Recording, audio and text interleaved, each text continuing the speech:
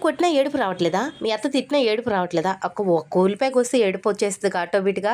సర్లే సర్లే గనక అందుకేనండి మనలాంటోళ్ళ కోసం ఇలాంటివి కనిపెట్టేశారు. ఉల్లిపాయలు కోసుకోవడానికి, పచ్చిమిరపకాయలు కట్ చేసుకోవడానికి. ఎందుకు ఉల్లిపాయలతో ఏం చేస్తున్నావు ఏందమ్మో అంటారా? ఏం లేదు ఉల్లిపాయలు, పచ్చిమిరపకాయలు దానికేసి 2 తిప్పులైతే లాగేశాను. నా వల్ల కాక మా అబ్బాయికి ఇస్తే లాగేశాడు. ఇంకా ఉల్లిపాయలు కొంచెం క్యారెట్ తురుముని, అలా టేస్ట్ తగ్గ ఉప్పుని, అట్లాగా కొంచెం కారాన్ని రెసిపీ కోసము ఏసి 2 గుడ్లు పగలగొట్టేసి గర గర గర తిప్పేసాను. తిప్పేసిన తర్వాత ఆయిలేసేసాను. ఆయిలేందక్కా బాండీలోనా లేకపోతే ఎగ్గులోనా అంటారా? ఒక 2 డ్రాప్ ఆయిలేసుకొని బాగా తిప్పుకోవాలండి. స్పైసీ వేరే లెవెల్‌లో ఉండిద్ది. ఇంకెందుకు పొయ్యి మీద పెట్టేసి హీట్ అయిన తర్వాత అట్లా మందంగా ఏసేసాను. చాలా అంటే చాలా టేస్టీగా ఉండిద్ది. ఇంకా వేడి వేడి అన్నంలో ఇంక మనకు పప్పు గాని, పచ్చడి గాని నచ్చినట్టయితే ఏసుకొని తింటే వేరే లెవెల్‌లో ఉండేది. ఎందుకు తిరగేసేది చెప్పలేదు. తిరగేసేది వస్తే కదా! అంతలావున మందం పోసేస్తే నా లెవెల్ వస్తదనుకుంటారు. అందుకే ముక్కలుగా చేసుకొని తిన్నామబ్బా. నచ్చితే సబ్స్క్రైబ్.